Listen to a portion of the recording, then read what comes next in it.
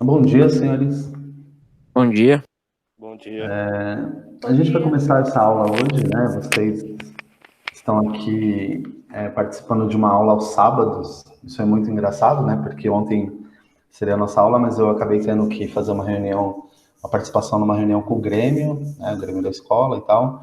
E aí eu acabei trazendo para hoje. Hoje eu ia fazer a gravação e vocês ainda bem vieram assistir ao vivo e vocês podem perguntar, fiquem à vontade, tá? Nós vamos falar um pouquinho sobre um filósofo antigo, um filósofo muito importante, aí, um dos grandes pensadores que já passaram pela humanidade, que é o Aristóteles, tá? Aristóteles é um pensador muito interessante. A gente vai tratar hoje de um recorte, tá? Não daria para falar da obra do Aristóteles em uma aula só. Daria para tratar a obra do Aristóteles em alguns anos. Grande parte das pessoas que se propuseram a pesquisar a obra do Aristóteles demoraram décadas para conseguir ter algum tipo de resultado plausível, dada a complexidade daquilo que ele produziu e a quantidade de coisas que ele fez também, tá? Então eu vou falar hoje um pouquinho sobre ética e felicidade e um pouco sobre virtude também. E é claro, a ideia, quando a gente fala de felicidade, é escapar um pouquinho da noção do senso comum. O senso comum tem uma ideia de felicidade, os filósofos têm outra. E a ideia é que a gente faça, de algum modo, a gente intercale, né? A gente faça uma mescle essas duas relações para a gente chegar a um denominador comum. Então, a ética, ela já foi trabalhada nos formulários, e aí eu vou dar uma retomada nesse conteúdo, porque é bastante importante que vocês entendam essa noção de ética, e a felicidade, ela vai ser iniciada, embora ela tenha aparecido em alguns vídeos que eu mandei para vocês também, tá? Então, nesse contexto, Aristóteles ele é o primeiro filósofo que vai sistematizar uma reflexão sobre o que de fato é a felicidade. E aí eu vou fazer alguns recortes aqui sobre essa perspectiva filosófica da felicidade, essa perspectiva aristotélica da felicidade, tá? E nesse primeiro momento, é importante que vocês entendam que o Aristóteles ele foi aluno do Platão, né, como vocês bem sabem, e ele fez uma cisão durante esse processo de reflexão, a sua reflexão, diferente da reflexão do Aristóteles, ela é uma reflexão mais, digamos assim, mais pautada no real, mais pautada no empírico, né? O Platão, que foi o mestre dele, o professor dele, ele cindiu o mundo em dois. Então ele dizia, a gente tem um mundo, esse mundo no qual nós vivemos, que é o mundo da sensibilidade, né, que é o mundo que a gente brinca, né, que seria o mundo das cópias, e a gente tem o mundo real, né, que seria o mundo das ideias. Então, para o Platão, a essência precede a coisa, né? Então, a essência vem antes da coisa em si. Então, para o Platão, o mundo das ideias, né, ou o mundo inteligível, ele é mais importante do que esse mundo no qual nós vivemos, porque esse mundo no qual nós vivemos, ele chega até nós por meio dos sentidos. E o Aristóteles ele resolveu fazer uma releitura da obra do mestre dele e ele trouxe tudo isso sob uma outra perspectiva. O Aristóteles resolveu encarar a realidade, ele resolveu encarar o real. Então, a perspectiva do Aristóteles ela é uma perspectiva empírica. Eu não sei se vocês lembram do que é empírico, né? O que é o empírico, mas o empírico é aquilo que chega até mim por meio da experiência. Então, um sinônimo do que é empírico poderia ser, por exemplo, a experiência. Então, eu vou fazer um trabalho empírico, eu vou fazer um trabalho de observação, eu vou fazer um trabalho no qual os meus sentidos vão me dar conta, né, vão dar conta de analisar ou dissecar aquilo que eu estou tentando compreender ou apreender. Então, o Aristóteles, diferente do Platão, ele vai pensar numa perspectiva invertida, né? Enquanto Platão acreditava que as essências eram mais importantes do que as coisas, para o Aristóteles, esse recorte, essa cisão do mundo, ela não faz muito sentido, porque para ele a essência das coisas está nas próprias coisas, né? Então, se a gente estivesse pensando numa perspectiva platônica, para falar de maneira bem simples, esse potinho aqui, esse vidrinho aqui, ele seria uma cópia de uma essência existente num mundo perene, inteligível. Para o Aristóteles, a essência desse objeto está no próprio objeto. Então, diferente do Platão, o Aristóteles ele começa pelo efeito. O Platão ele pensava nas causas e depois nos efeitos. O Aristóteles, ele diz assim, a gente precisa chegar nas causas a partir dos efeitos. Então, existe uma inversão sobre essa perspectiva. Então, a gente pode dizer que a perspectiva aristotélica, ela é uma perspectiva que encara a realidade, com todas as suas multiplicidades, com todos os seus impedimentos, com toda a sua complexidade, né? Então, as muitas coisas que compõem o um, que compõem o todo, elas podem ser pensadas e elas podem ser inteligíveis, né? Elas podem ser teorizadas a partir dos sentidos. Isso fez com que o Aristóteles estabelecesse as bases para a ciência. Não sei se vocês já ouviram a expressão experimento científico. Essa noção de experimento científico, que parte da experiência, né, o experimento e a experiência, ela se inicia de maneira sistemática a partir da obra do Aristóteles, né? Então, o Aristóteles ele produziu uma contribuição enorme para o nosso mundo, sobretudo para o Ocidente, né, com as suas obras, né? Então, ele escreveu sobre política, sobre lógica, sobre metafísica, sobre ética, sobre felicidade. O livro que nós trataremos hoje é a felicidade, né? E o nome do livro é Ética a Nicômaco. Eu não sei se vocês conseguem visualizar aí, porque a tela do meu computador não é das melhores, mas esse livro ele é um tratado, né, do Aristóteles que ele deixou de herança para o seu filho, né, como se fosse uma carta aí, ensinando o seu filho a viver bem e a ser feliz, né? Nicômaco era o nome do pai dele também. E o mestre Aristóteles, que também é conhecido como Estagirita, tá? Porque ele era de Estagira, ele deixou essa obra que é muito importante. Talvez, eu arrisco a dizer, a Ética Nicômaco é o livro mais importante do Aristóteles hoje, porque as outras obras que ele produziu, né, como a Política, a Metafísica e outras obras que tinham como pano de fundo a ciência, elas já foram superadas pela ciência moderna, né? O tempo passou e essas obras acabaram sendo superadas, mas a ética aristotélica, sob essa perspectiva da felicidade, ela não se defasou, ela continua presente, ela continua bastante importante. Uma coisa que é importante dizer para vocês também é que em filosofia, diferente de em outras áreas, né, como áreas científicas, a gente não pode pensar, por exemplo, no progresso temporal. Então, se você estiver pensando sob a perspectiva da biologia, por exemplo, tá? Esse é um adendo que eu estou fazendo aqui. A obra de Darwin, né? A produção de Darwin, ela é muito importante. Só que hoje, se você for comparar com a biologia moderna, essa obra de Darwin, ela, de algum modo, embora ela seja muito importante, ela já está defasada, porque novas experiências, novas descobertas aconteceram, né? E aí a origem das espécies, ela acabou se tornando uma referência, mas ela não é mais um material contemporâneo nosso no sentido científico, porque outras descobertas vieram. Só que em filosofia, essa perspectiva não acontece. Por quê?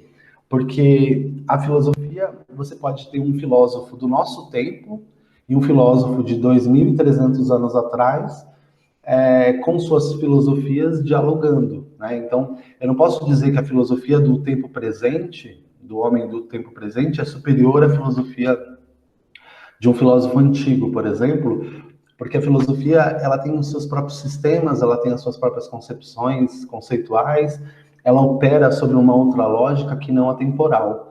Então a gente tem hoje, por exemplo, pessoas estudando Aristóteles, Platão, os pré-socráticos, e pessoas estudando filósofos contemporâneos, né?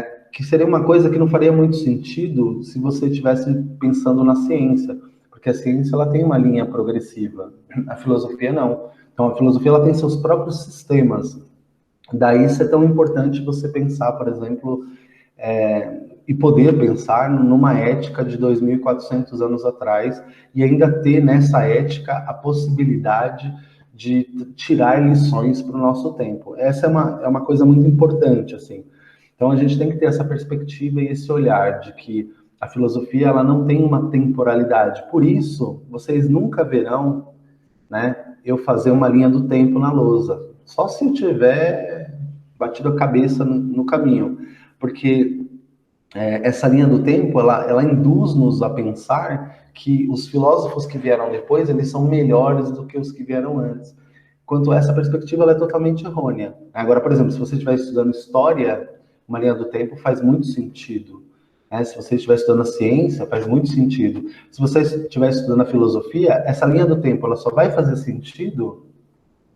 Essa linha do tempo, ela só vai fazer sentido se você quiser entender por que o filósofo pensava daquele jeito. E aí essa é uma outra perspectiva, porque você pode querer entender quais são as motivações do filósofo, né, fazer uma releitura hermenêutica e histórica, ou você pode querer entender por que o filósofo, você pode querer entender o que a obra do filósofo diz. Né, e eu acho que essa última perspectiva ela é mais importante do que essa histórica. A gente pensa nessa perspectiva histórica porque a gente aprendeu assim, mas por isso que raramente eu coloco data, eu falo de onde o filósofo era, porque eu acho que é mais importante do que saber sobre a vida pessoal do filósofo, é saber o que o pensamento dele produz, né? Qual é a contribuição que esse determinado pensador, ou sociólogo, filósofo, trouxe, né? E por que ele é relevante, por que é necessário estudá-lo. Então tenham isso em mente, né? Que não dá para submeter a filosofia à lógica temporal, porque os seus sistemas, eles possuem uma coerência interna. E essa coerência interna não depende da temporalidade externa, tá? Então, isso é um primeiro ponto. Por isso que a gente estuda filósofos antigos e filósofos modernos e parece não haver superioridade entre eles. Isso é uma coisa essencialmente filosófica, tá? Então, eu vou apresentar um quadro para vocês.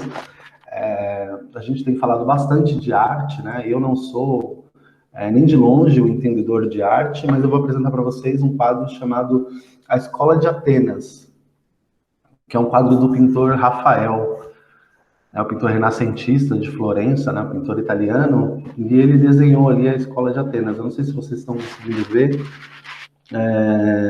Dá para ver, sim, professor. Dá para ver? Então, nós temos aqui vários filósofos e homens importantes representados. Essa obra é de 1510, tá?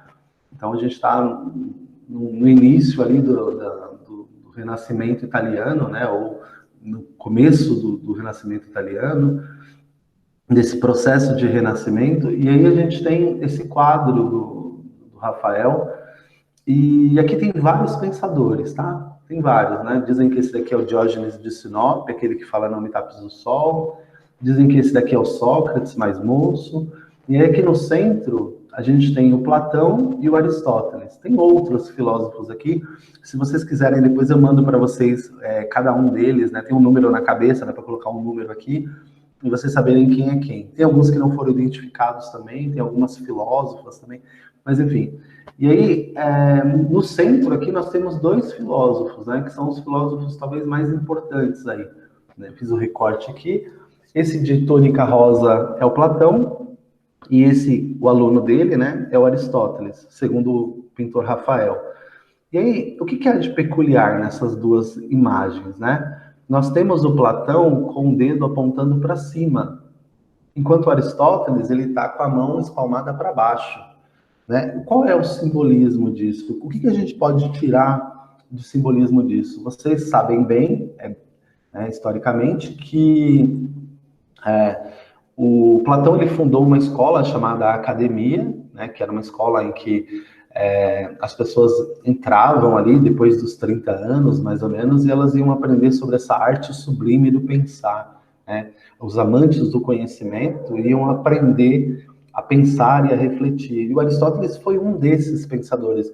Embora o Aristóteles não fosse um pensador grego, né? Ele nasceu, até onde sei, na Macedônia, então ele vivia entre os gregos pagando tributo, né, para conviver aí. Ele era herdeiro de uma família muito rica, ele acabou pagando um tributo durante algum tempo. E enquanto ele foi aluno do Platão, né, ele aprendeu com Platão todas as suas teorias, a sua filosofia e a sua reminiscência, a sua filosofia da reminiscência, a sua ética, né, toda a sua perspectiva idealista, digamos assim. E aí, quando o Rafael representa essa imagem, olha que interessante, né? A gente tem o Platão apontando para o mundo das ideias, e a gente tem o Aristóteles apontando para cá, dizendo, não, tá aqui. As coisas, elas não estão num mundo separado, num mundo inteligível separado. Elas estão aqui, né, nesse mundo. As essências não estão em outro mundo, elas estão no nosso mundo. Então, essa é uma obra bastante importante, porque ela simboliza, em grande parte, como os dois principais pensadores da filosofia antiga pensam, né? Nós temos aqui o Platão apontando para cima e o Aristóteles apontando para baixo. O mundo das ideias, o empirismo aqui, tá? Então, todas as vezes que vocês observarem esse quadro, vocês vão lembrar disso, né? O Platão apontando para cima, o mundo das ideias, Platão dizendo a essência é mais importante do que a coisa. E o Aristóteles dizendo... Tem a ver com aquilo, Pode tem a falar. ver com aquilo que você falou, né? Causa e efeito. Exatamente. Para o Platão, as causas no mundo inteligível são mais importantes do que esse mundo, que seria o efeito. Para o Aristóteles, causa e efeito estão aqui. E você só chega à causa por meio do efeito. Então, para você chegar a uma determinada causa, você tem que observar o efeito. O Platão vai dizer, existe o uno, né, que é a ideia, e as múltiplas coisas que derivam dessa ideia. O Aristóteles vai dizer, nas coisas estão as próprias ideias, estão as próprias essências. Então, essa imagem, ela é uma imagem bastante importante, bastante peculiar, para quando a gente quer pensar a filosofia dos dois autores aí, e também a própria felicidade, né? Aí, seguindo adiante, essa frase é muito conhecida, essa frase do Aristóteles, né? O homem é, por natureza, um animal político. O que essa frase quer dizer? Que o homem tem que ficar no Congresso, que o homem tem que ir para determinados ambientes onde os políticos estão? Não. A palavra político aqui, ela vem de polis, né? Eu não sei se vocês lembram, mas polis quer dizer cidade. Então ele está dizendo o seguinte, o homem é um animal que precisa viver na cidade, que precisa estar na cidade e que vai desenvolver todas as suas potencialidades estando na cidade.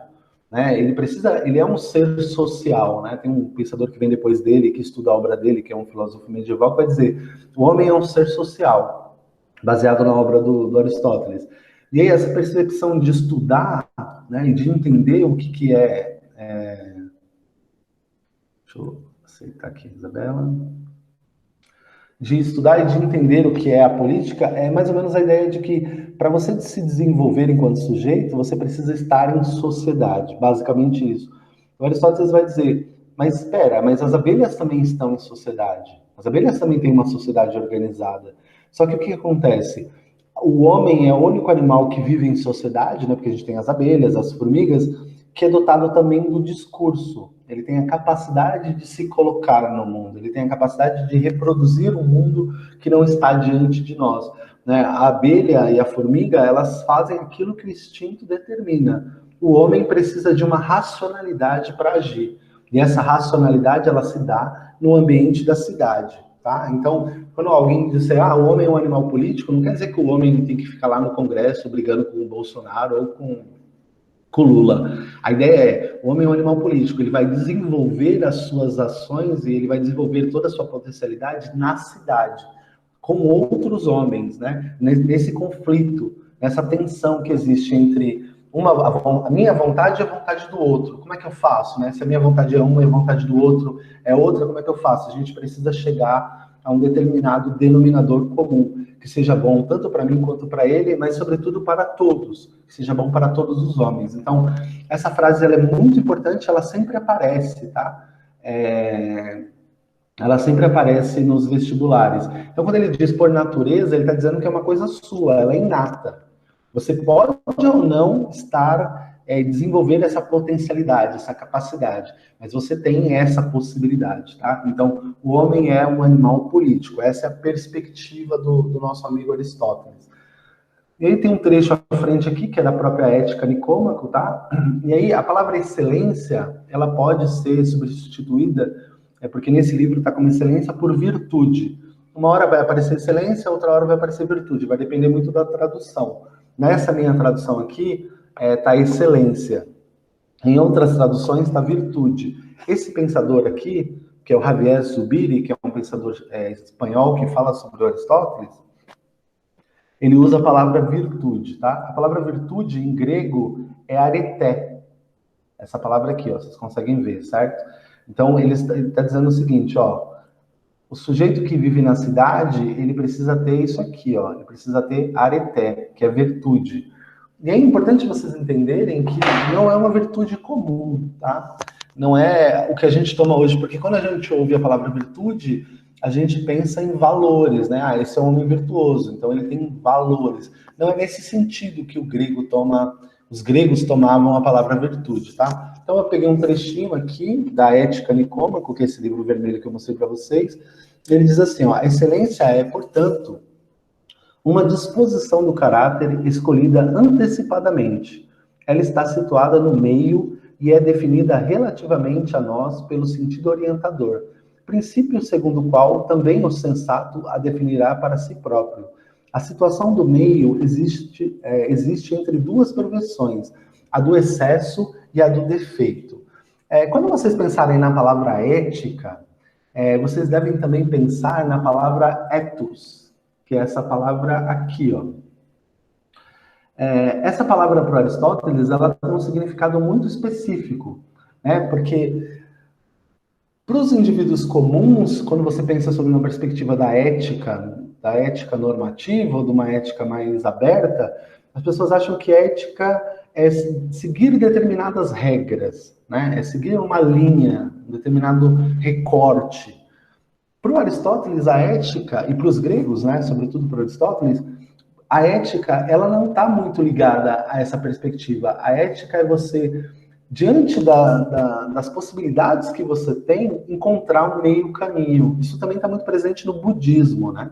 A filosofia budista, ela também tem essa perspectiva. Então, é importante você encontrar um caminho. A palavra ética, que vem de ethos, quer dizer basicamente, essa palavra quer dizer basicamente casa comum. Ou seja, a cidade, ela é um lugar onde todo mundo mora. Então, para que essa vivência e para que essa minha vida seja interessante, é importante que a gente saiba que estamos todos na mesma casa, estamos todos na mesma cidade. E se estamos todos na mesma casa, estamos todos na mesma cidade, eu não posso ferir aquele ambiente. Então, percebam, senhores, essa noção de ética para Aristóteles, ela é um pouco diferente, né? Ele está pensando que o homem está no horizonte, o outro está no horizonte. Então, as minhas ações, elas precisam ser delimitadas pelo limite do outro, né? Então, nisso, talvez a palavra ética, ela tenha alguma diferença em relação à palavra moral. Eu lembro que eu mandei um texto para os alunos do segundo ano C e do segundo ano A, do Desidério Murcho, em que ele diz que não é necessário fazer essa distinção entre ética e moral, porque no final das contas as pessoas acabam entendendo elas como uma coisa só. Eu concordo com ele, mas infelizmente o vestibular, as provas vestibulares raramente concordam. Então, assim, o que seria moral, né? A moral, ela vem de uma palavra latina, que seria mores, né? Então, a mores, ela está muito ligada aos costumes, ela está muito ligada à tradição, ela pode ser aprendida, né? Via educação familiar, via educação religiosa, enquanto a ética, ela está muito ligada aos limites autoimpostos. Eu não sei se vocês estão conseguindo entender a diferença entre uma coisa e outra. A moral seria uma coisa que sempre existiu, basicamente. Enquanto a ética, ela está muito ligada a esse início da filosofia. Alguns pensadores dizem que a ética nasce com Sócrates, quando ele começa a colocar o homem no centro do debate, quando ele faz um processo ontológico, né? Quando ele coloca a reflexão que os homens faziam, que os pré-socráticos faziam de modo objetivo acerca do mundo, sendo atravessada pelo próprio olhar humano, né? Não adianta saber por que chove, o importante é saber por que a chuva me afeta. Então, essa perspectiva socrática, ela daria início, dizem alguns comentadores, para essa perspectiva ética. Então, para alguns comentadores da obra grega, dos pensadores gregos, a ética nasce a partir do Sócrates, e é o Aristóteles, né, que seria um aluno indireto do Sócrates, né? Platão foi aluno de Sócrates e Aristóteles foi aluno de Platão. Então, de algum modo, o Sócrates, ele é o pai dessa ética moderna, né, que depois vai reverberar na ética normativa, nessa ética mais judicializada, mas o Aristóteles acaba sistematizando ela. Então ele vai dizer, olha, a ética é você encontrar um meio termo entre o excesso, né, entre aquilo que sobra e a falta, que ele, aqui na minha tradução está defeito. Então, eu preciso encontrar entre aquilo que é muito e aquilo que é pouco, um ponto de equilíbrio, um meio, né? Um ambiente ali, uma zona de segurança que não dê para o excesso, mas que também não dê para a falta.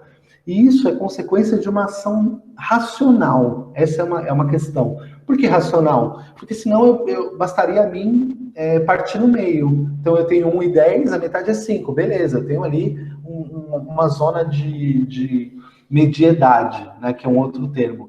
Mas o Aristóteles vai dizer, não, eu preciso ter prudência.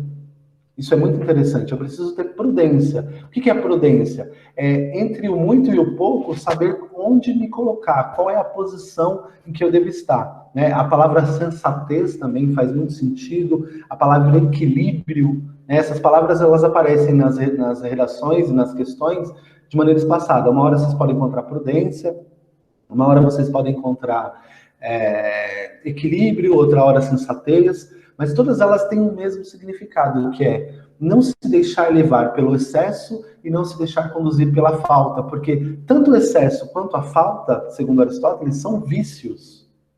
Então, por exemplo, vamos pensar que na nossa relação com o estudo, né, se eu não estudo, essa preguiça, digamos assim, ela é um vício.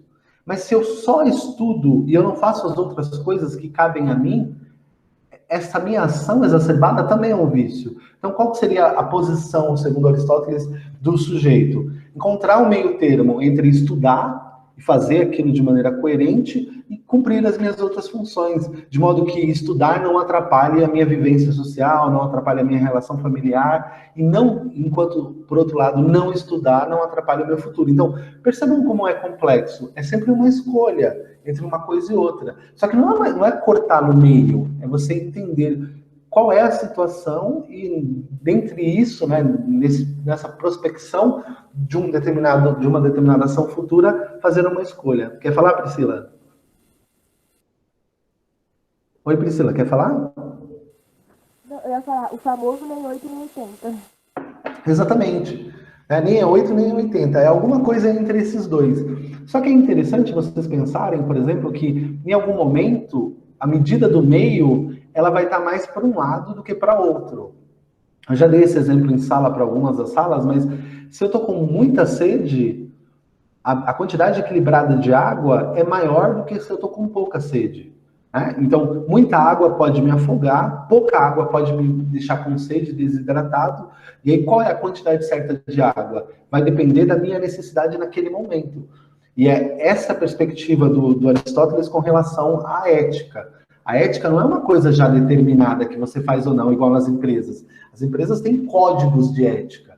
O Aristóteles ele não está pensando nessa ética normativa, ele está pensando numa ética do bem viver, de uma vida coerente. Né? E é importante pensar, né, em que medida em que medida essa perspectiva ela altera a nossa vivência e como isso influencia na nossa felicidade. Aí vocês têm aqui, ó, eu não sei se eu coloquei, mas aqui, ó, o phronesis, né, ou phronesis, que é o termo grego, ele é sinônimo de prudência. Então eu tenho que ter essa phronesis, essa prudência, que poderia estar aqui também como um equilíbrio, poderia estar como uma sensatez, ou como o caminho do meio, né?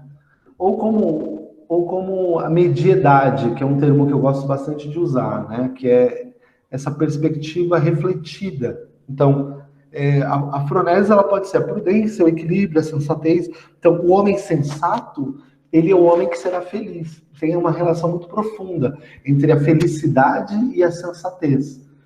Isso não quer dizer que o homem precisa ser morno, tá? Não diz respeito a ser um homem morno, né? Até porque tem um outro grande pensador chamado Jesus que diz que os mornos serão vomitados por ele, né? Ele não quer os mornos na presença dele. Então, não é essa perspectiva, não é ser morno, é agir com a força necessária para o momento necessário. Eu não sei se vocês já ouviram aqueles estivadores, aqueles caras que trabalham no porto, né? Os caras descarregando ali os containers, levantando, puxando, os caras são fortes pra caramba. Então, enquanto eles precisam levantar algo muito pesado, eles empregam ali muita força. Só que imagine um estivador que tem um filho, uma filha de 4 anos em casa, que todo dia, quando ele chega, vai abraçá-la, né? Vai abraçá-lo. Então, se ele usar a mesma força que ele usa para erguer o peso que ele ergue, no abraço que ele dá no filho, ele mata o filho. Então, na hora que ele vai abraçar o filho, ele tem que medir a quantidade de força daquele abraço, para que não seja um abraço displicente, mas para que também não seja um abraço que vai deslocar a coluna do próprio filho. Então, perceba, tem uma escolha racional nesse processo que ela é muito importante. É uma escolha que vai conduzir o homem, em alguma medida, para essa felicidade. Então, antes de ser feliz, eu preciso encontrar esse caminho da prudência, porque esse caminho da prudência é o caminho, de certo modo, ele é o caminho da perspectiva de um olhar equilibrado do mundo. Né? Então, quanto eu como? Eu não como pouco para não ficar com fome, mas eu não como muito para não passar mal. A minha ação ela está sempre determinada pelo momento. As coisas não estão prontas. Se você vai numa empresa, a empresa tem um código de ética. Não chegar atrasado, não fazer isso, não fazer aquilo. O Aristóteles ele não está pensando nesse sentido, porque ele está pensando nas ações do dia a dia. Então pode ser que fazer uma coisa que está fora da norma em um determinado momento seja a ação correta a tomar. Então você está entregando marmita ali à noite, né, para os moradores de rua.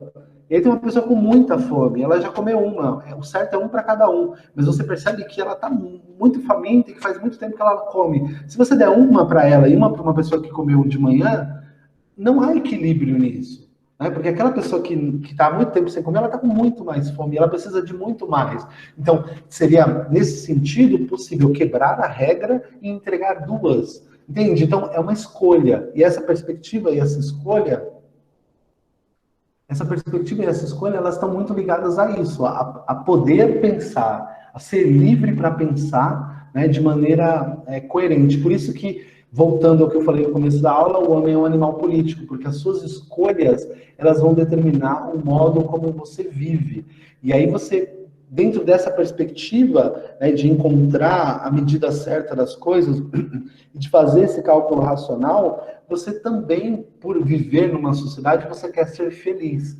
Aristóteles diz assim, todo homem, naturalmente, né, no primeiro slide lá, ele diz que todo homem é um animal político, né? Todo homem é um animal político. No segundo, agora que eu não coloquei aqui, mas deveria ter colocado, ele vai dizer, todo homem tende naturalmente para o conhecimento. E o que é o conhecimento? Ele vai dizer, o conhecimento é ir na direção do bem supremo, ir na direção da felicidade. Então, se você quer ser feliz, você precisa encontrar um meio termo, você precisa encontrar uma justa medida equitativa. Né? Eu coloquei alguns exemplos aqui, só para a gente não se perder. Então, a coragem seria a atitude prudente.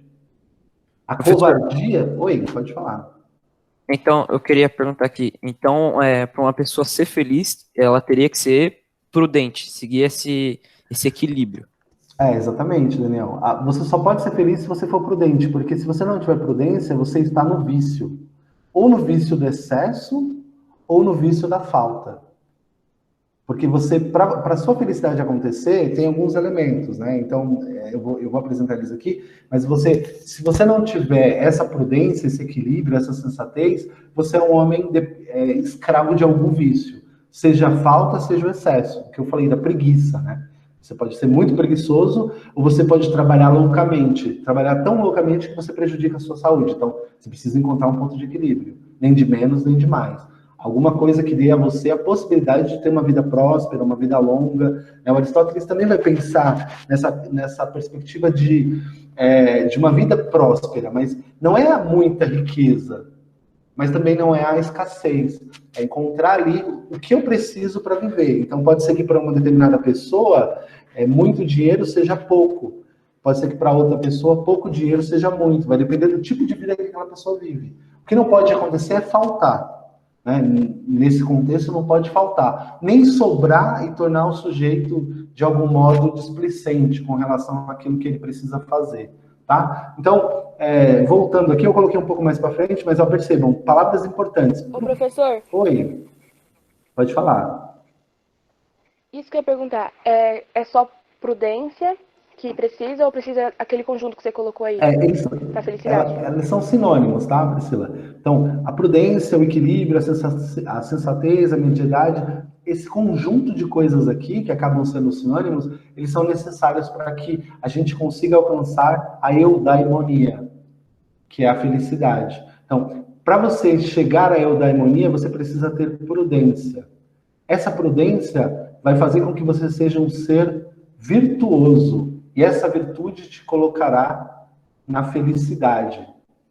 Tá? Então, é muito importante que vocês entendam que eu preciso encontrar esse meio termo, né? Então, a coragem seria a atitude correta, né? Entre a imprudência e a covardia. Então, aquela pessoa que ela tem coragem demais e ela coloca a vida dela em risco e a vida de outras pessoas em risco. Ela é imprudente. Essa pessoa está no vício do excesso. Aquela pessoa que precisa agir, mas ela é covarde. Ela está no vício da falta ou do defeito. Então, sob essas duas perspectivas aqui, ó, há dois vícios aqui. O vício do excesso e o vício da falta. Qual é o caminho que o Aristóteles aponta? O da coragem, a mediedade, o caminho do meio.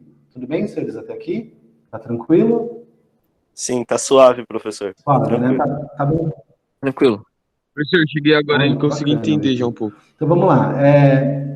Aí a ideia aqui é tratar um pouquinho agora da felicidade, né? E é interessante porque o Aristóteles vai dizer todo mundo busca felicidade. Felicidade é uma coisa inerente ao sujeito. Mas onde essa felicidade vai acontecer? E aí que a gente tem uma questão, né? Ele diz assim, a felicidade, esse aqui é o comentador do Aristóteles, tá? Que é o Javier Zubiri. Ele diz assim, a felicidade, evidentemente, é o conseguimento, palavra estranha, né? Daquilo que é o melhor da atividade. O hábito de agir tendo em vista o melhor é o que se chama de virtude. Então, quem é o sujeito que encontra a virtude? O sujeito que encontra a virtude é o sujeito que encontra o equilíbrio, e esse equilíbrio se dá na sua total potencialidade. Então, por exemplo, o professor de filosofia, ele trabalhava com... Eu era vendedor, né? Eu tenho Senai, fiz Senai, manjo muito de automação industrial, então eu trabalhava como vendedor. Só que, embora eu tivesse um trabalho relativamente interessante,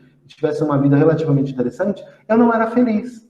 Por que eu não era feliz? Porque eu não tinha encontrado ainda aquilo em que eu podia desenvolver todas as minhas potencialidades. Existe uma potência em mim, que está em mim por natureza, a partir da qual eu fui dotado, que ela só vai se concretizar plenamente quando eu conseguir encontrar esse meu papel. E esse meu papel ele vai se dar socialmente, no convívio social. Então, por exemplo, o professor Gilvan e o vendedor Gilvan, embora eles sejam a mesma pessoa, eles são muito diferentes com relação àquilo que eles fazem. Aqui, enquanto eu era vendedor, eu fazia porque eu ganhava dinheiro. Aqui eu faço porque eu gosto. Aqui eu faço porque eu me identifico com aquilo que eu faço e eu sou mais feliz enquanto faço. Né? Para mim, dar aula não é trabalhar. Para mim, dar aula é curtir o momento, é viver um momento de plenitude, é ser feliz. Então, o meu trabalho ele não é exaustivo porque eu trabalho fazendo aquilo que eu gosto. Ou seja, eu desenvolvo as minhas potencialidades ao máximo. E é isso que o Aristóteles vai dizer, né? O papel da faca é cortar. E vocês precisam, agora, né, a partir de agora, tentar se encontrar.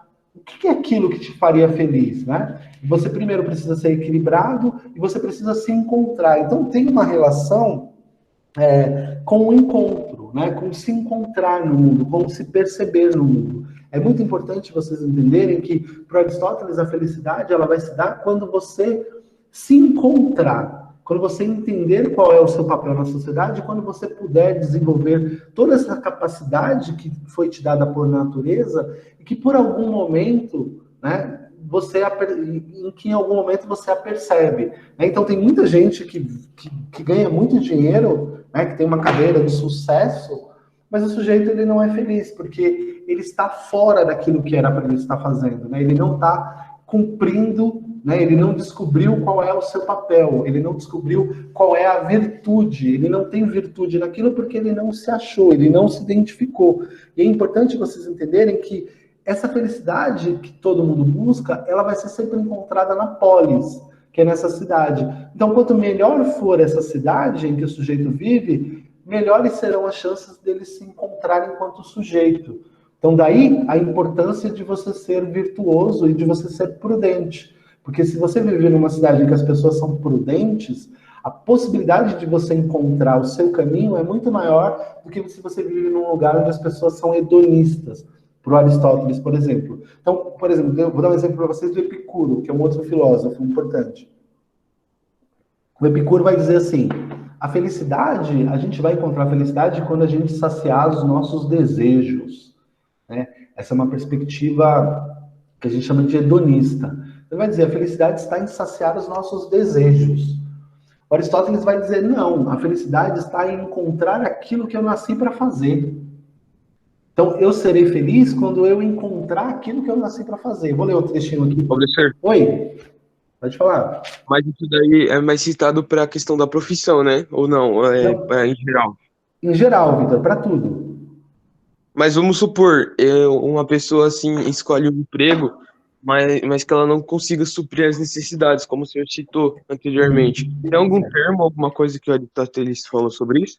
Ele vai dizer que você precisa ter um trabalho no qual você seja feliz, e esse trabalho precisa suprir as suas necessidades. Então, se o trabalho não suprir as suas necessidades, você não vai conseguir alcançar essa felicidade, embora você faça o que você gosta. Então, por exemplo, o cara vende arte dele na praia, e ele não consegue, com aquelas vendas, suprir as suas necessidades. Então, ele precisa encontrar um meio termo entre o trabalho e a felicidade para que não falte nada, para que ele possa continuar sendo feliz. Então, é necessário encontrar... essa sua pergunta é muito importante, porque é necessário encontrar esse caminho, entende? Foi o que eu falei um pouquinho antes. Você precisa encontrar um lugar que não te falte nada, que não precisa sobrar também, que seja necessário para a sua necessidade ali. Então, se você faz uma coisa que você gosta, mas te falta dinheiro, então tem alguma coisa errada com essa coisa que você gosta. Então você precisa entender por que falta, porque você queria ter mais ou porque realmente está faltando. Então é sempre um cálculo, é sempre uma reflexão sobre os processos. Nada está dado. Né? Eu vou ler um trechinho para vocês aqui. A sua pergunta foi muito boa, Vitor. Quando pode ter equilíbrio, né? É o equilíbrio. Você precisa ter equilíbrio entre o que você, entre aspas, entre o que você quer fazer e aquilo que você pode fazer também. É aí que está a prudência, a sensatez. Você não pode ser um homem insensato.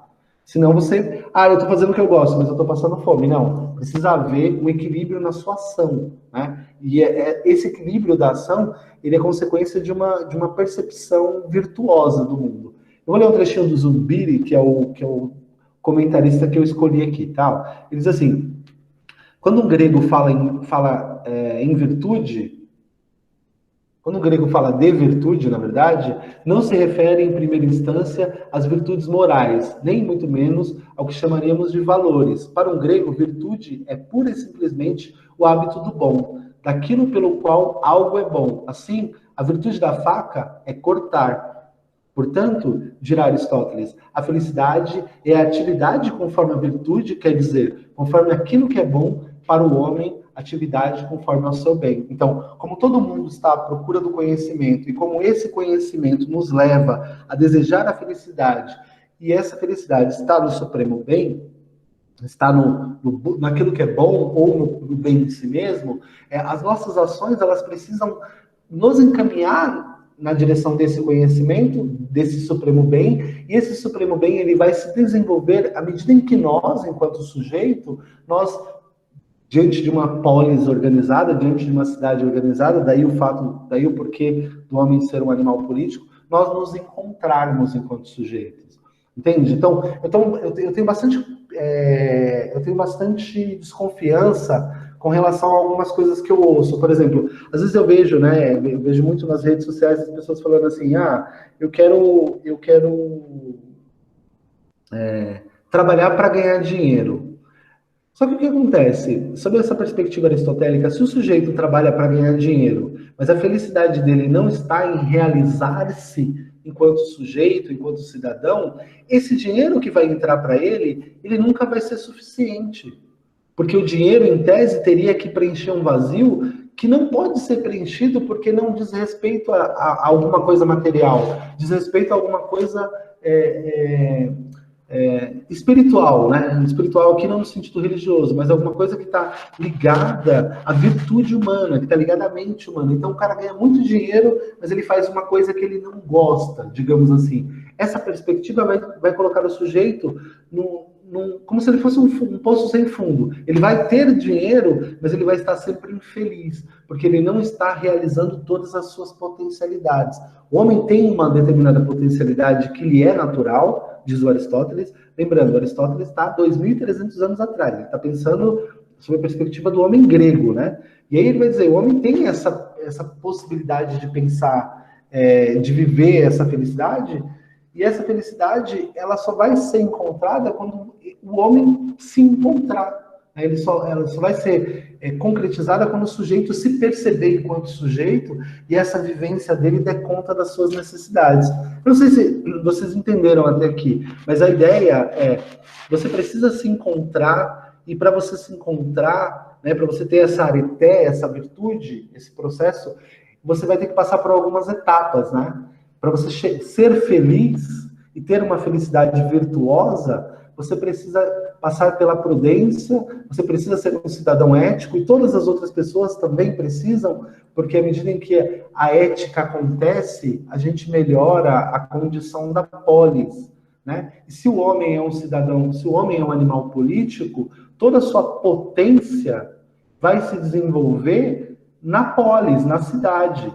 Então, é bastante importante que o sujeito consiga se encontrar, que ele consiga conter os seus próprios vícios, né, tanto no que diz respeito aos excessos, quanto no que diz respeito à falta, para que então ele possa ser feliz. Ele vai encontrar sua eudaimonia. A palavra eudaimonia ela é bastante estranha, sobretudo porque a gente vive num ambiente cristão, porque seria...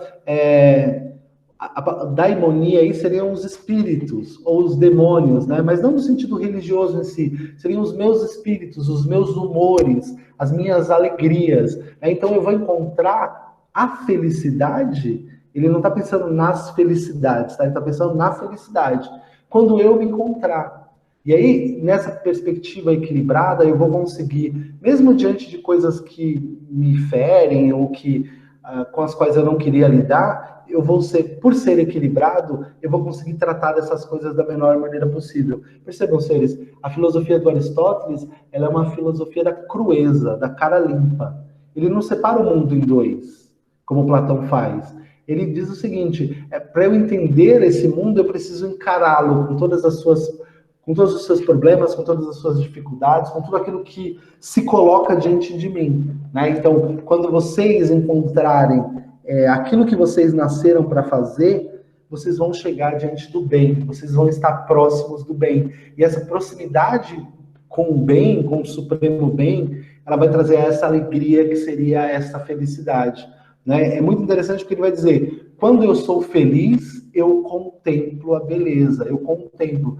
A palavra para isso é teoria, né? Com TH. Então, o mundo vai estar diante de mim e eu vou conseguir pensar no mundo de um modo tão equilibrado, e eu serei um ser tão equilibrado também, né, no que diz respeito à minha vida física e à minha vida mental, digamos assim, que eu não terei outro caminho a não ser feliz, né? Porque qual é a noção do senso comum? O senso comum, infelizmente, numa sociedade hedonista, as pessoas estão pensando que a felicidade está ligada aos excessos, né? Então, se eu tiver muito dinheiro, se eu tiver muita beleza, se eu tiver muitas coisas, eu serei feliz.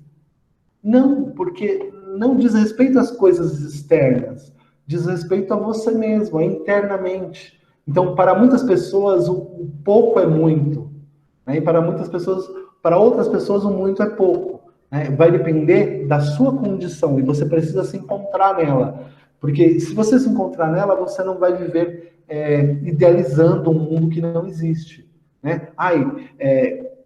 Eu ouço muitas conversas, né, na rua em que eu moro, e aí a molecada sempre fala, não, eu quero ter uma moto, eu quero ter um carro, eu quero ter não sei o quê, eu quero ter não sei o quê. É sempre como se as coisas que vêm de fora fossem capazes de preencher o vazio que está dentro. Isso não vai acontecer. Você pode ter o carro, a moto, a casa com piscina, o iPhone, você pode ter o que você quiser. Enquanto você não se identificar e não se achar e não souber aquilo que você nasceu para fazer, a sua felicidade estará longe. Você pode ter lá a sua casa com piscina, você pode ter uma prosperidade danada, mas enquanto você não encontrar a sua função no mundo, o seu papel no mundo, a sua felicidade estará sempre no horizonte e ela será sempre inalcançável. Percebam, senhores? É muito parecido com o budismo, né? Essa noção budista de mundo, ela está muito parecida com essa noção aristotélica. Eu preciso me encontrar enquanto sujeito antes de querer encontrar as coisas que me cercam. Para eu poder valorizar as coisas com o seu real valor, eu preciso entender qual é o meu papel social. Por isso que Aristóteles vai dizer, o homem é um animal político. Na cidade, no convívio social, ele vai se estabelecer enquanto pessoa. E quando ele se estabelecer enquanto pessoa, ele será, enfim, feliz. Essa é a ideia. Alguma pergunta, senhores? Tranquilo. De boa. Por enquanto, não. Pode falar, pessoal. Quem quer falar aí, pode falar. Priscila, ia falar? De boa. De boa, Priscila. Então, essa é a ideia, senhores. A ideia era mostrar para vocês que a gente já tinha tratado a ética, né, nos formulários, mas a ética, ela está intrinsecamente ligada à felicidade. Então, o cidadão ético, ele vai encontrar a virtude quando ele se encontrar enquanto cidadão, quando ele cumprir aquilo que ele nasceu para fazer, quando ele exercer as suas capacidades, né, em toda a sua potencialidade.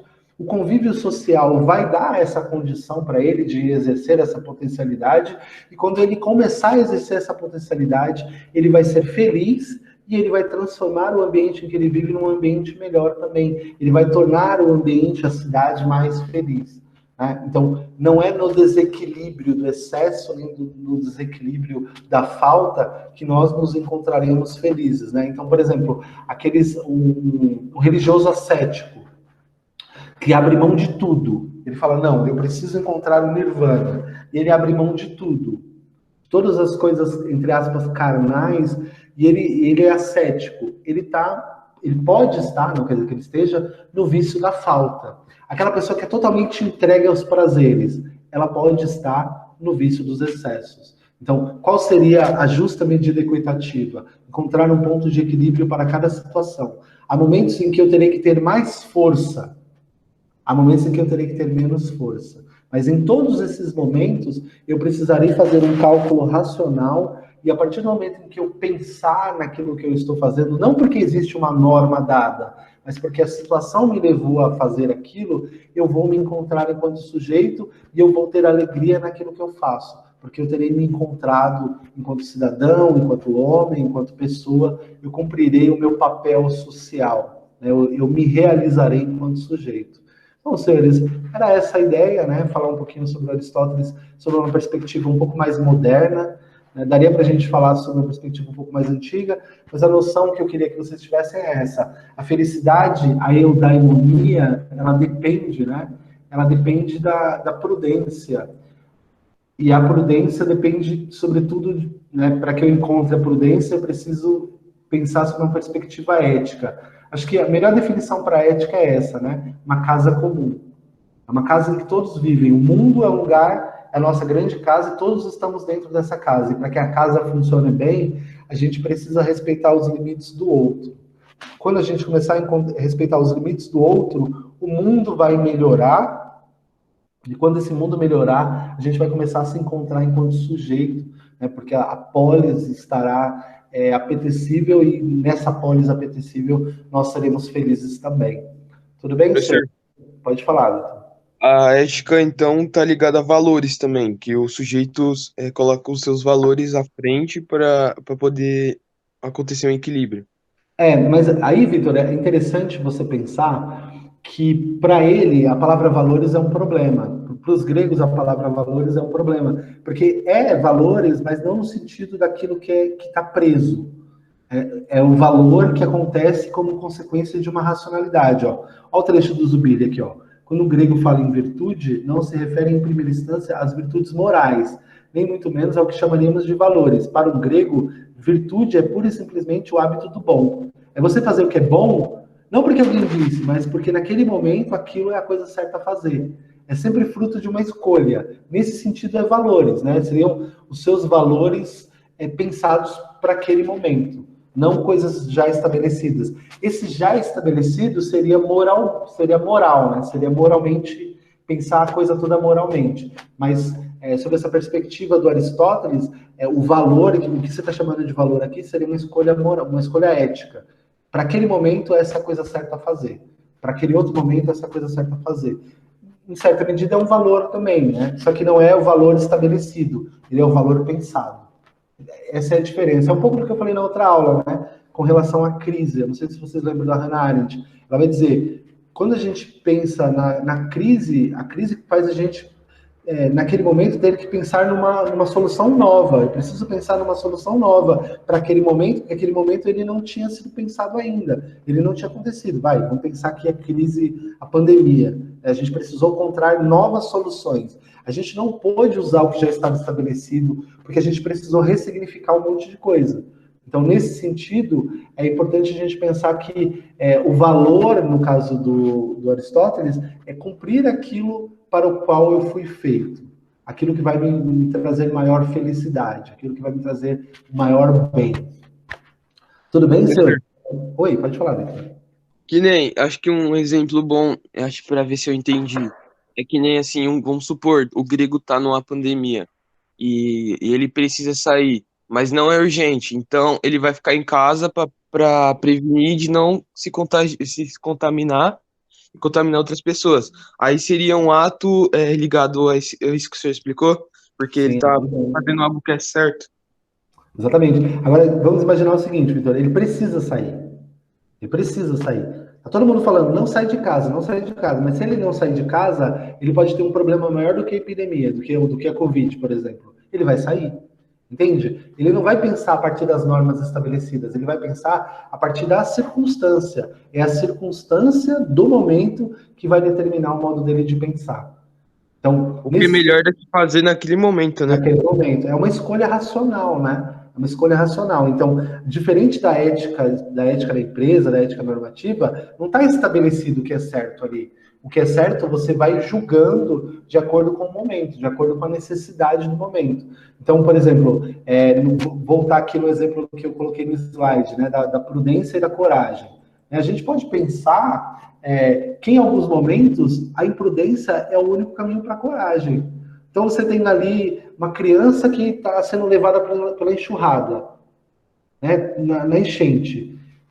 Se você tiver só coragem, é bem provável que você vai ponderar. Mas tem que ter um momento de loucura ali, um momento de imprudência para você ir lá, porque você vai dizer o seguinte: se eu falhar, vai morrer os dois. Mas se eu conseguir, eu vou salvar os dois. Então, em algum momento, a coragem, ela vai demandar muita força, quase beirando a imprudência.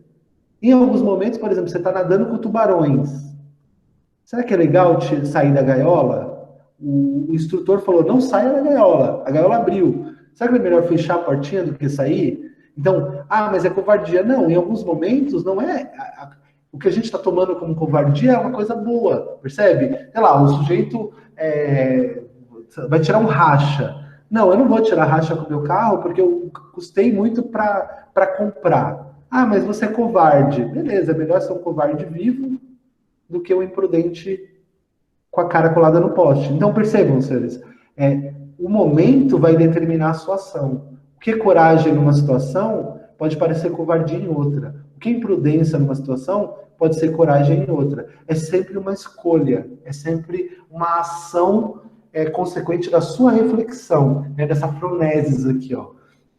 Dessa palavrinha bonitinha aqui, ó, a fronesis, ó, que é o equilíbrio para aquele determinado momento. Eu vou comer muito ou pouco? Sei lá, depende da minha fome. Pode ser que eu nem coma, ou pode ser que eu coma muito. Vai depender da minha fome. Eu tenho meu salário, quanto eu vou gastar? Bom, vai depender da minha necessidade. Então, é sempre o equilíbrio, é sempre encontrar o equilíbrio. Vocês têm mais um questionamento a fazer? Tá tudo entendido? Não, tranquilo, entendi. Tranquilo, fácil pra caramba. Então, quais são, só para vocês fixarem os termos importantes, né, dessa aula são a fronesis, o ethos, né, que diz respeito à ética, a polis, né, por isso que o homem é um animal político, porque ele vive na polis, ele vive na cidade. A eudaimonia, que seria a felicidade, que é se encontrar e encontrar o seu próprio papel e conseguir exercer esse papel com a maior virtude possível. E a areté, que é a virtude, que é conseguir cumprir tudo isso da melhor maneira possível. Assim como o ápice da faca é cortar, a melhor coisa que o Gilvan faz é dar aula. E aí vocês precisam encontrar qual é o ápice de vocês. Qual é aquilo que, quando vocês fizerem, o coração de vocês vai se encher de alegria, mas também não vai faltar dinheiro no bolso. Então, eu espero que vocês tenham entendido. Se ninguém tiver nenhum questionamento a fazer, a gente vai se encaminhar para o final. Espero que vocês tenham apreendido isso e que vocês usem isso também nas reflexões que vocês vão fazer no dia a dia. É claro, senhores, essa noção de felicidade, ela não é a única, tá? Há outras noções de felicidade que a gente vai tratar com o passar do tempo. Algumas são totalmente contrárias a essa perspectiva, né? A própria epicurista, a nietzschiana, então elas vão dizer, não, isso daí é equilíbrio e besteira, você tem que meter as caras e fazer e tal. Mas cada uma dessas noções, elas se justificam e elas têm uma baliza ali, elas têm um quadro que as sustenta. Vai caber a vocês, né? E essa é a função do professor de filosofia. A minha função não é dizer para vocês o que é certo. A minha função é apresentar para vocês as muitas perspectivas que existem aí e vocês, de maneira racional, escolherem aquela que vocês acham que é aquela que mais se aproxima daquilo que vocês têm como preceitos, daquilo que vocês têm como valores. Tudo bem, senhores? Foi um prazer estar agora com vocês nessa manhã de sábado. Parabéns aos que aqui estiveram, né? Eu sei que não é fácil, vocês estudam a semana inteira, né? E o sábado normalmente a gente tira para dormir, mas quem está aqui, parabéns por ter estado aqui. E aos que não puderam também, tudo bem, o link vai chegar para vocês aí. E na próxima sexta-feira a gente tem aula, e aí na próxima sexta-feira a gente retoma tudo normalmente com os alunos iniciando a aula e falando, tá bom? Se não houver mais nenhum questionamento, é isso, senhores. Não, tá suave, tá tranquilo. Professor, mas isso aí que o senhor perguntou, que o senhor passou, seria o fundamento da filosofia sobre o equilíbrio e tal. Mas é um fundamento de um só filósofo, no caso Aristóteles, ou os demais Não, pensavam essa assim noção, também? Vitor, ela é extremamente contextualizada na filosofia aristotélica, tá? Então, assim, claro, se a gente for pensar, por exemplo, nos estoicos, eles também tinham uma noção muito parecida com essa arité aristotélica também, né? A diferença é que o sujeito não sente o desejo de ser feliz, ele só o é. Para Aristóteles, o homem se encaminha em direção à felicidade. Então, há outras perspectivas, né? Muitas outras perspectivas. Numa determinada coisa, o Aristóteles e o Platão, eles se complementam, né? Porque o Platão também acredita que viver bem na cidade é um modo de ser feliz. Nesse sentido, eles são muito próximos. Só uma nota aqui que eu acho que ela vai servir para vocês, que é bastante importante.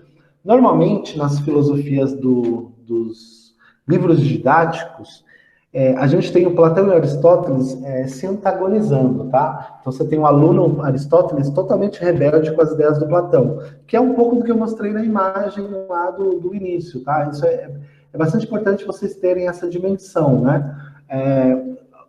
Essa noção que o Rafael apresenta aqui do Platão mostrando o mundo das ideias e o Aristóteles mostrando o mundo real, né? O Platão está dizendo para cá e o Aristóteles está dizendo para cá, ela é uma noção que serve para a gente entender as filosofias de cada um. Porque quando a gente antagoniza, fica mais fácil de entender. Só que a filosofia contemporânea, sobretudo a hermenêutica moderna, sobretudo com um autor chamado Hans Gadamer, ou Gadamer, é um hermeneuta alemão muito importante, tem um livro sobre o bem para Aristóteles e para Platão. Ele vai dizer que a filosofia do Aristóteles ela não contradiz a do Platão, ela é só a continuação.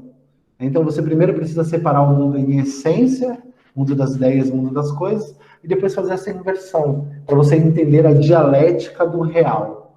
Essa é a noção que o Gadamer tem. E aí tem um outro pensador, esse é brasileiro, chamado Franklin Leopoldo, professor da USP, muito bonzinho, muito interessante, que ele vai dizer o seguinte: a palavra de ordem para a obra do Aristóteles é articulação. O Aristóteles ele articulou uma obra que trata da política, da ética, da lógica, que trata das categorias, que trata de tudo. Então, o Aristóteles ele tentou produzir uma obra que conseguisse abarcar todas as coisas dentro de um todo de significado. Então, isso é bastante importante vocês entenderem. Embora a filosofia do Aristóteles e do Platão, elas normalmente sejam colocadas pelos livros didáticos e pelos filósofos como duas filosofias que estão em choque, para muitos pensadores, sobretudo os mais modernos, elas não é uma obra que está em choque, é uma obra que dá continuidade. Então, o Platão está dando continuidade ao Sócrates, e o Sócrates e o Aristóteles está dando continuidade ao Platão, cada um sob uma perspectiva. Eu estou trazendo isso para vocês não ficarem presos só à definição do livro didático. A definição do livro didático, ela geralmente é uma definição que tenta simplificar demais, né? Então, a ideia é, eles se antagonizam, mas por os hermeneutas modernos, como Paul Ricoeur e Gadamer, essa obra, o Aristóteles dá continuidade à obra do Platão, fazendo só uma inversão na dialética. Tudo bem? Eu acho que é isso, né, senhores? Tudo bem. Muito obrigado por terem estado aqui. Vou encerrar a gravação. Se vocês tiverem alguma pergunta, façam agora. O cálice para sempre. Desejo a todos um ótimo sábado, né, que vocês consigam aproveitar e descansar bastante aí, colocar suas coisas em dia. E é isso, senhores. Sobretudo, acho que eu coloquei aqui no último slide, né? Eu acho que é válido aqui, sobretudo. Então, por isso espero que todos, virtuosa e eticamente, encontrem vossa própria felicidade, ou seja, sejam todos felizes. Tenham um ótimo sábado, senhores. Fiquem com Deus. Você também. Obrigado, professor. Obrigado. Também. Mais. Tchau, tchau. Você também, professor, falou. Valeu. Valeu, Gilvan. Falou, palmeirense, é nóis. Ó, pra quem chamou de palmeirense, ó, dá um livro aqui, ó. Peraí, deixa eu acabar a gravação. Vai, acaba aí. Interromper a gravação. Ó, que linda, ó. Não tô te Você é vendo. louco. Muito linda, muito linda. Não estou te vendo.